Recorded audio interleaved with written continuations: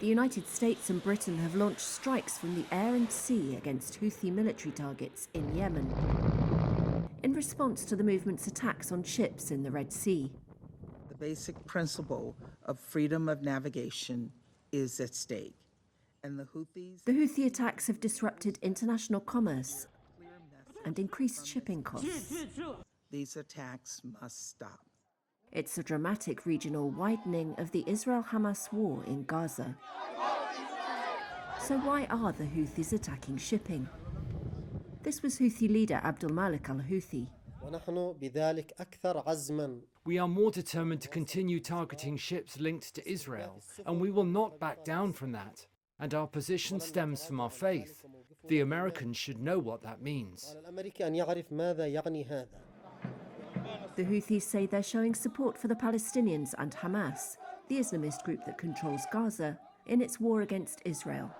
They're part of the so-called Axis of Resistance, along with Hamas and Lebanon's Hezbollah, anti-Israel, anti-West, and backed by Iran. The Houthis' slogan is "Death to America, death to Israel, curse the Jews, and victory to Islam."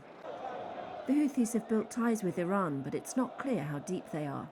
Iran denies accusations it arms and trains the Houthis. While our side in supporting Palestine is clear, the actions taken by others should not be blamed on Iran's proxy groups.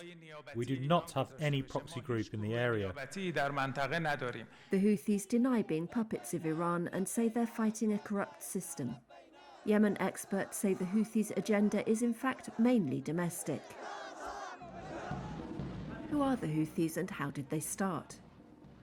In the late 1990s, the northern Yemeni Houthi family set up a religious revival movement for the Zaydi sect of Shiite Islam.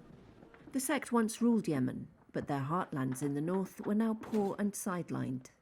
Friction with the government grew and they fought guerrilla battles and a brief border conflict with Sunni Saudi Arabia.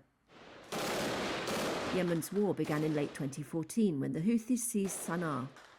Worried by the growing influence of Shiite Iran along its border, Saudi Arabia intervened at the head of a Western-backed coalition.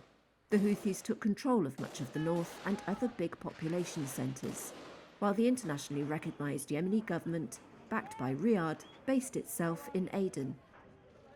Until the past few months, Yemen enjoyed a lull, with a UN-led peace push, and Saudi Arabia and the Houthis in talks to exit the war. The Houthi attacks on Israel have increased the risks of conflict for Saudi Arabia. Our region is very complex. This was Saudi Foreign Minister Prince Faisal bin Farhan. Need any other conflicts to erupt, and therefore we hope that we will be able to avoid any further escalations in our region.